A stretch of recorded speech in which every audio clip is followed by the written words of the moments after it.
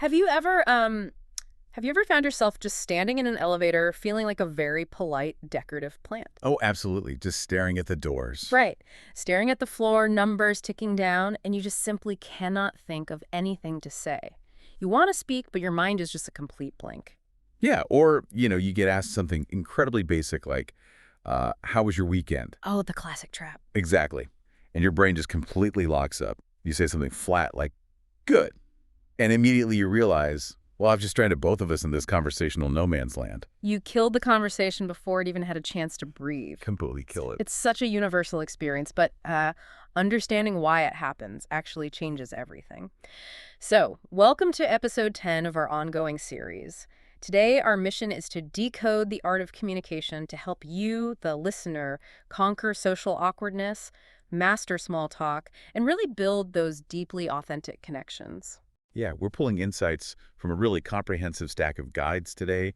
We've got sources on daily English communication, active listening, and the underlying dynamics of social interactions. We're breaking down not just what to say, but why human beings interact the way they do. So, okay, let's unpack this because I really want to start with that elevator silence. Sure, yeah.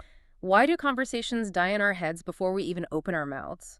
According to the research, it comes down to this cognitive bottleneck they call the filtering effect. Right, the filtering effect. It's basically what happens when your brain decides to act like a very strict, heavily armed security checkpoint. A security checkpoint for your words. Exactly. Because if you look at it from an evolutionary standpoint, human beings evolved in these tight-knit tribes, right? And social rejection meant literal exile, Which basically meant death. which meant death, yes. Right. So your brain is actually hardwired to treat like a potentially bad joke or an awkward comment the exact same way it treats a saber-toothed tiger. Oh, wow. So it's a literal survival mechanism? It is. Every single thought you have has to go through this rigorous, anxiety-driven approval process before you allow yourself to actually speak it out loud.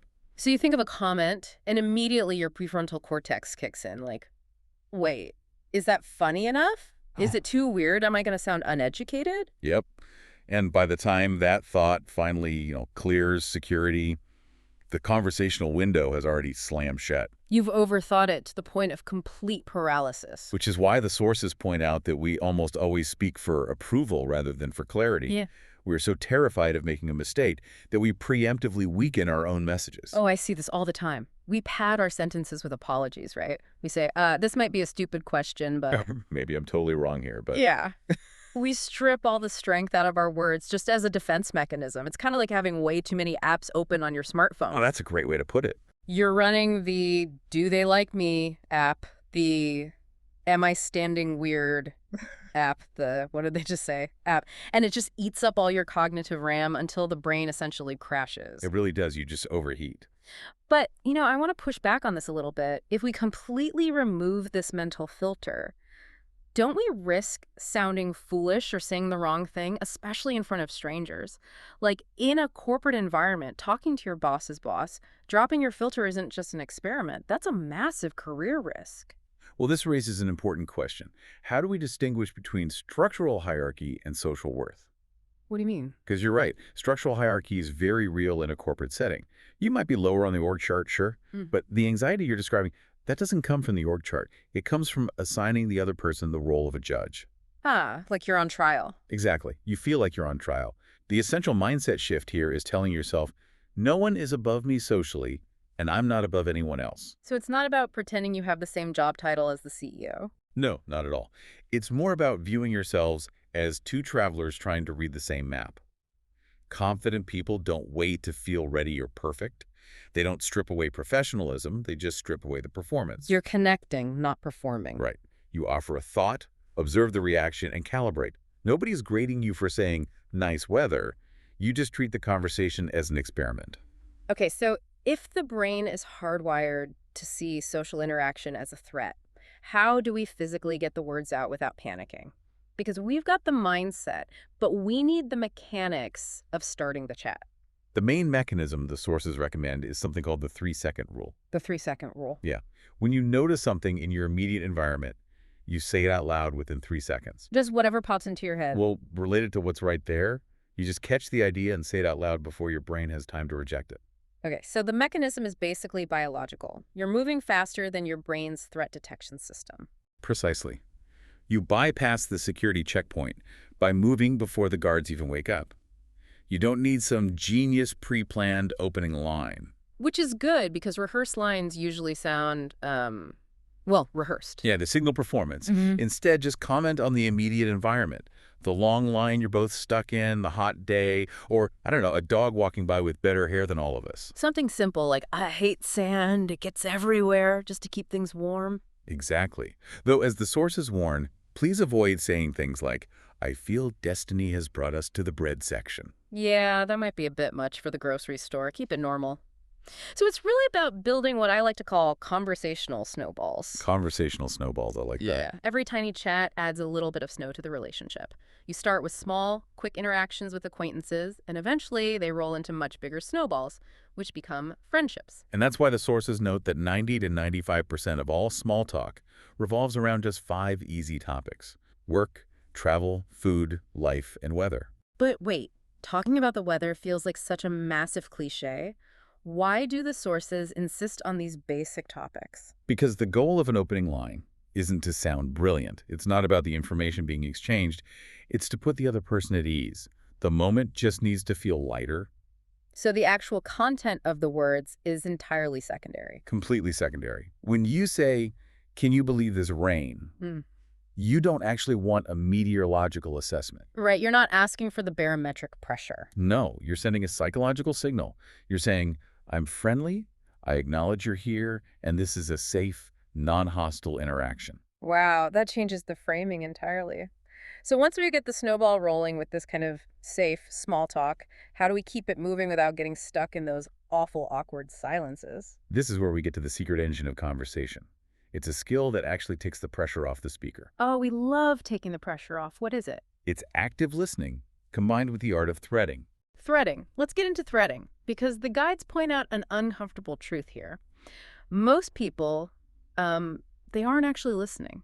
No, they're really not. They're sitting in what the research calls a mental waiting room. A mental waiting room, just waiting for the other person to stop talking. Right. They're just preparing their next answer. Yeah. But to keep a conversation alive naturally, you have to look for threads. So if someone says, I went to Italy, a terrible response would be simply saying, cool, Yeah, the sources literally call that a sweet little conversation killer. because the burden just slams right back onto them. Exactly. Instead, you pull the thread. You say, what was your favorite part? Or did you try any amazing food? What's fascinating here is, wait, I'm stealing your line. Go ahead, take it. Well, here's where it gets really interesting. By asking those good follow-ups, you actually become the director of a mini-movie playing in their mind. I love that analogy. You guide them to visualize the food, the sights, they star in the movie, and you just sit back and direct. And what's fascinating here is when you listen actively like that, you don't have to invent a response from zero. Right, you're not pulling topics out of thin air. No, you just cook with the exact ingredients the other person gave you. And there's an even more advanced tool for this called mirror words. Mirror words. Oh. This is where you repeat a single key emotion word the other person said, right? Yes. So if they say, I'm just so overwhelmed with everything right now. Usually our instinct is to jump in and solve the problem. Like, oh, have you tried a planner? Right, because we want to help. But what they actually need is to feel heard. So instead of fixing it, you just reply, overwhelmed, tell me what's happening. Wow, just bouncing it back to them. Exactly. It makes them feel deeply heard without you having to come up with a brilliant solution. It's like catching a ball and just gently throwing it back. But let me push back for a second.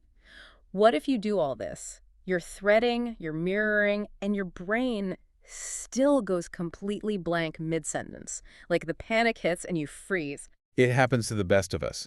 And when it does, the sources point to some specific mind-blank recovery techniques. Okay, what do we do? If you freeze, you just do an environment scan. An environment scan? You mean just looking around? Yeah, literally just look around and say something like, this cafe has great music, or I really like the lighting in here. Oh, that's brilliant. It buys you a few seconds to reset the rhythm. Exactly. Another tool is the callback. You just refer to something they said earlier, like, wait, earlier you mentioned you lived in Chicago. What was that like? That's so smooth. And people love it when you remember details.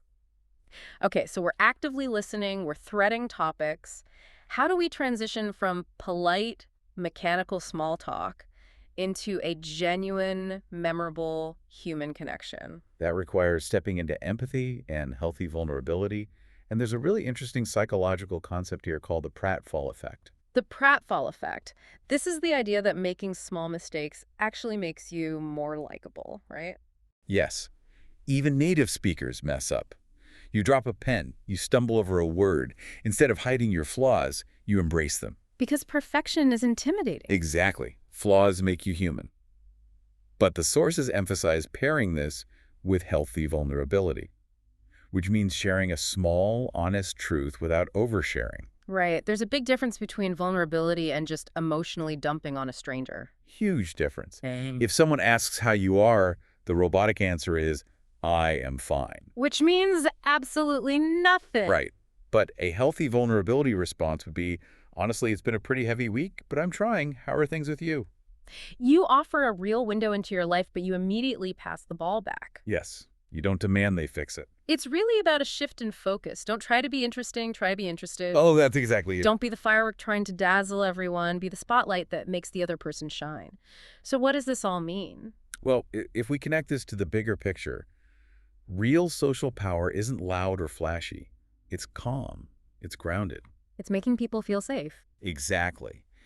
When you use someone's name warmly, or when you validate their feelings during a conflict instead of arguing, you're creating a safe space. Even knowing how to smoothly end a conversation is part of this, isn't it? Oh, absolutely. Yeah. The sources say you shouldn't just linger until it's agonizing. You just say, it's been great talking to you. I should get going. It leaves a lasting, positive impression. It proves you respect their time and you respect yourself. It's the mark of a truly confident communicator. Okay, let's wrap up this deep dive.